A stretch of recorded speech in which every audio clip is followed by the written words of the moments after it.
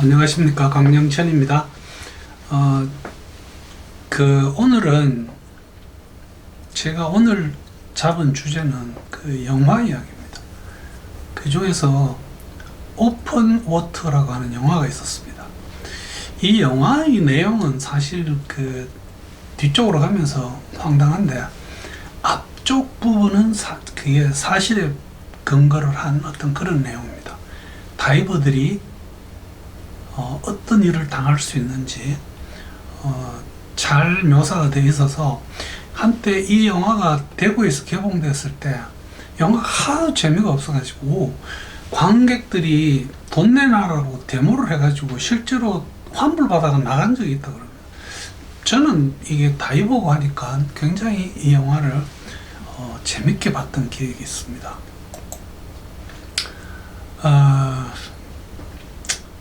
제가 동해안에서 겪었던 일, 그리고 그랜드 케이만이라고 하는 카리브 쪽에서 겪었던 일, 그 다음에 오픈워터라는 영화 이야기를 잠깐 드리고, 그 영화 내용에서 과연 어떤 문제가 있어서 이런 것들이 있었는지, 그 다음에 이 오픈워터라는 영화가 성공을 해가지고 이 오픈워터 2, 오픈워터 3까지 영화가 나왔습니다. 근데 그 뒷 영화들은 좀 황당합니다.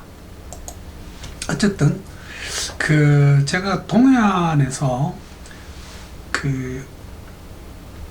샵 이름을 좀 밝히기는 그렇고요. 하여튼 주인장하고 엄청 친합니다.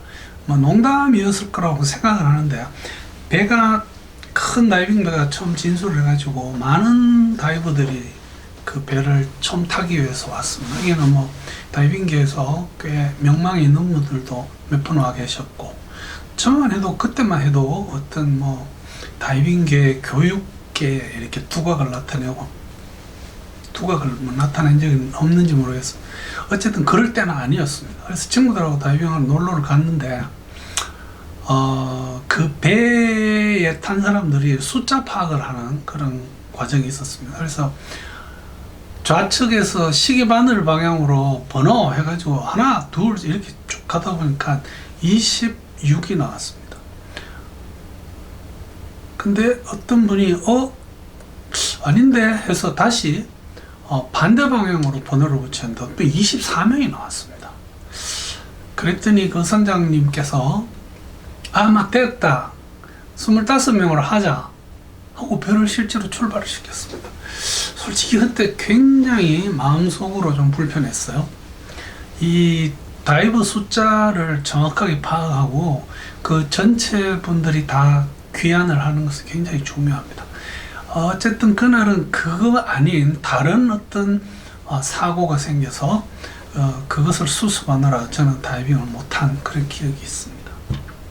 그랜드 케이만에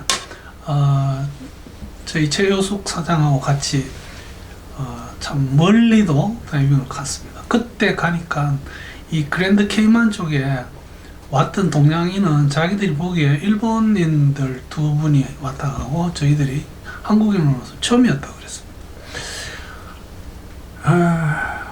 여기가 케이만 제도로 거기서 있었던 일입니다. 섬의 호핑 투어를 약 20명 정도를 태우고 나갔습니다.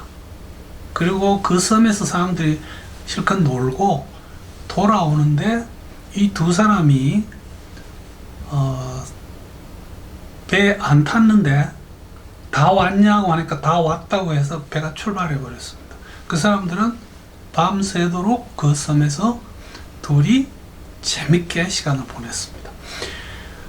그 다음날 아침에 그 방을 확인하던 그 리조트 측에서 두 사람이 없어졌으니까 이 사람들이 돈 안 내고 도망을 갔나 했는데 그 안에 있는 짐들이 그냥 다 있었습니다. 그래서 그 보트 쪽에 확인한 결과 어쩌면 어제 안 돌아왔겠다 해서 그 다음날 아침에 그 섬으로 사람들을 데려갔고 그 섬에서 이 두 분을 발견했습니다. 상방이 굉장히 반가웠을 것 같아요. 그래서 그 리조트에서 굉장히 사과를 하고 뭐 어떻게 하면 좋겠냐고 하니까 괜찮다고, 뭐 저희들 둘이서 여기서 밤에 별로 춥지도 않고 시간 잘 보냈다고 마음을 놓게 해서 그 리조트에서 이 사람들에게 일주일간 무료 숙식, 모든 스포츠 활동 다 무료로 제공하고 매일 밤 저녁에 포도주를 한 병씩 제공하고 이렇게 해서 보냈습니다. 미국으로 돌아간 이 부부는 돌아가자마자 정신과에 가서 어떤 진단을 받은 그 이력을 만들어내고 그것을 첨부하고 해서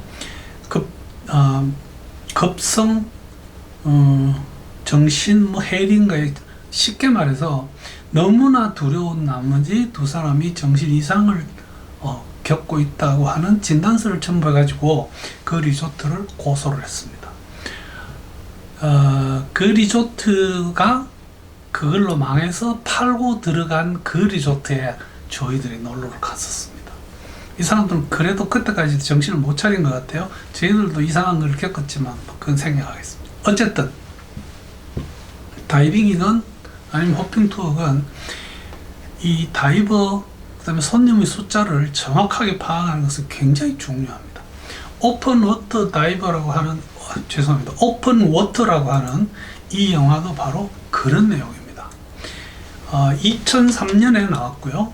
이 크리스 켄티스라고 하는 사람이 감독하고 직접 그 극본을 썼습니다. 이 이야기는 사실의 바탕을 두고 있습니다.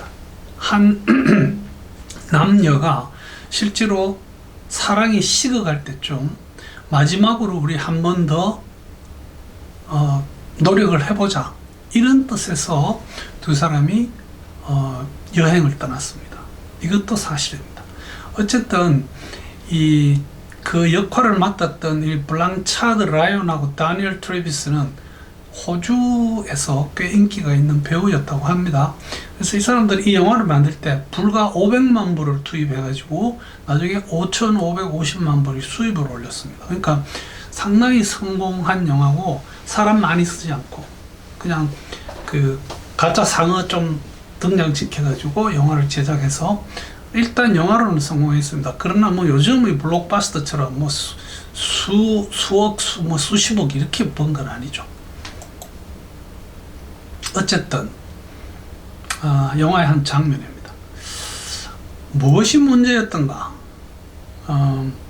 지금 저희들이 오키나와 같이 이렇게 혹은 괌 같은 데 가면 굉장히 큰 보트에 많은 다이버를 싣고 거의 여러 팀의 다이버를 싣고 그 다이빙을 떠나게 됩니다. 그래서 다이빙하고 나면 각 팀끼리 다 왔나 다 왔다 이렇게 해서 그 인원을 체크를 해서 다 돌아오면 그 부두로 돌아오는 이런 짓을 합니다. 이 영화에 나오는 그 큰 배는 여러 팀들이 그 배에 다이빙을 위해서 타고 그 중에서 이 두 사람은 다른 팀이 아닌 자기들만의 어떤 그 버디 팀이었습니다. 다이버가 20명 정도 성선을 했습니다. 그 내용이 좀 복잡하긴 하지만 일단 어떤 일이 벌어지는가 하면 다이브 마스터가 물속에 들어가는 다이버의 숫자를 파악을 하는데 그 손님들 중에 한 사람이 마스크 스트랩이 끊어집니다. 여러분 장비 항상 잘 처리하셔서 최상의 상태를 유지하면서 다이빙 다니셔야 됩니다. 어쨌든 그래서 그 사람이 입수를 못하게 됩니다. 그 상태에서 두 사람이 물속에서 다이빙을 하다가 조금 안 좋은 일이 생겨서 출소를 해버립니다. 이것을 다이브 마스터가 파악을 못합니다. 그래서 그 사람이 마스크를 빌려서 짝과 함께 다시 들어갑니다. 자, 나중에 그 배에 18명이 다 탔는데 사실은 2명은 아직 물속에 남아 있었습니다. 이래가지고 이 일이 발생을 합니다. 다이빙 가서 팀들이 같이 다닐 때는 버디라고 해서 꼭 둘이 따로 떨어질 필요 없습니다. 가급적이면 팀 다이빙을 같이 하는 게 좋죠. 해서 그 실제 이 일을 겪었던 것은 톰하고 아일린 로널간이라고 하는 친구들이고요. 이 사람들이 1988년에 그 사이를 좀 다시 회복하기 위해서 다이빙 여행을 떠납니다. 거기서 자기들이 물속에 있는 상태에서 이 배가 돌아가 버립니다. 이 장면은 이 영화에 대한 어떤 트레일적인 그런 거를 주는데, 그 안에 내용을 보면 조스가 나오면서 사실 다이빙 산업에 큰 그걸 이제 마이너스를 겪게 됩니다. 근데 이 두 사람이 실제 인물들이고요.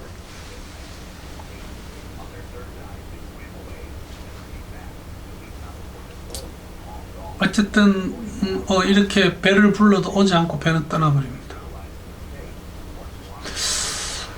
그래서 벌어지는 일입니다.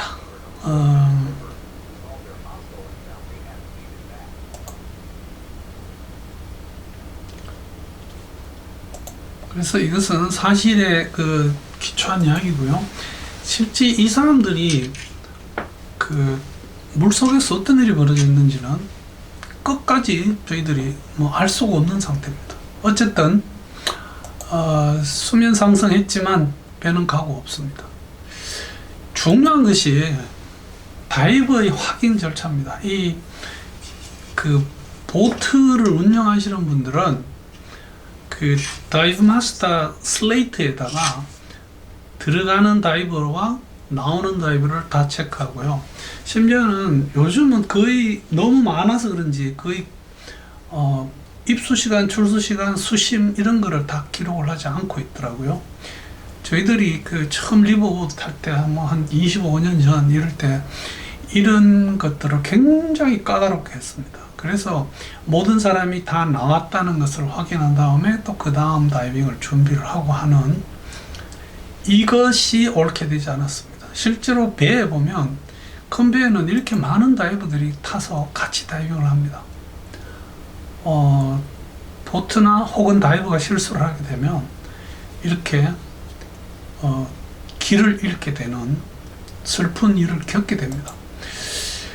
다이버가 확인해야 될 절차입니다. 팀 혹은 버디, 보트에서 확인, 수면에서 확인, 수중에서 같이 다니고 다시 수면으로 올라와서 보트에 올 때까지 팀 혹은 버디는 서로를 확인해야 됩니다. 그런가 하면 서로 장비에 대해서도 확인해야 될 거고요. 물속에서는 다이브 마스터가 지금 어디서 나를 리드하고 있는지 꼭 확인을 해야 됩니다. 그것은 다이브 마스터가 끊임없이 뒤를 돌아보면서 내 팀들이 다 오고 있는 것을 확인해야 되죠. 그리고 이 다이빙이 진행되는 어떤 요령, 방법, 테크닉 이런 것들에 대한 브리핑을 다이버들은 경청을 해 주셔야 됩니다. 오픈워터 2 제목이 오픈워터 2입니다. 이제 속제목은 Adrift, 떠내려갔다 이런 뜻이죠. 2006년에 독일에서 이 영화를 만들었는데요. 여기는 상어 이야기가 안 나옵니다. 1편은 궁극적으로는 다이버들이 다 상어에 이제 어떻게 됐다 이렇게 증명되지 않은 어떤 영화를 만들었거든요. 그렇지만 2편에서는 되게 이게 황당합니다. 왜 배에서 요트에서 놀던 사람들이 높은 갑판에서 뛰어내리는 이런 짓들 많이 하죠. 뛰어내렸는데 그 보트로 올라갈 방법이 없습니다. 그러니까 그 보트를 잘 모르는 사람들이 이때부터 벌어지는, 보트에 못 올라가서 다 지치고 그때부터 이제 조류에 떠내려가면서 벌어지는 그런 이야기를 다룬 영화였습니다. 이것은 별로 히트를 못 쳤습니다. 오픈워터 3이라고 하는 영화가 나왔었어요. 이거는 케이지 다이빙입니다. 즉 상어를 구경하기 위해서 케이지 안에 들어가서 지금도 많이 하고 있습니다. 또 상어 이야기인데, 여기서는 오픈워터 3는 2편에 비해서는 돈을 조금 벌었다고 합니다.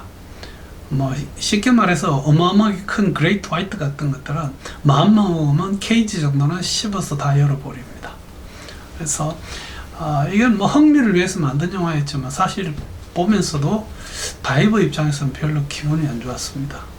저희 같이 다이빙 다니시는 피아니스트 한 분이 이 다이빙을 하러 멀리 간다고 할 때 뭐 말리지는 못했지만 사실은 걱정이 좀 컸습니다. 그러나 실제로 걱정할 필요는 없죠. 워낙 지금은 안전한 어떤 절차를 다 지키기 때문에 케이지 다이빙도 지금 꽤 많은 돈을 벌고 있는 다이빙 산업에서의 사업입니다. 오픈워터라는 제목의 어떤 영상을 만들었어요. 이건 영화 이야기로 시작했고요. 결론은 저희들이 반드시 팀 다이빙, 버디 다이빙, 그 다음에 업을 하시는 다이브 마스터들은 이 다이버 한 사람 한 사람이 반드시 귀환해서 다 배에 있다는 걸 확인하고 그 배가 돌아가야 됩니다.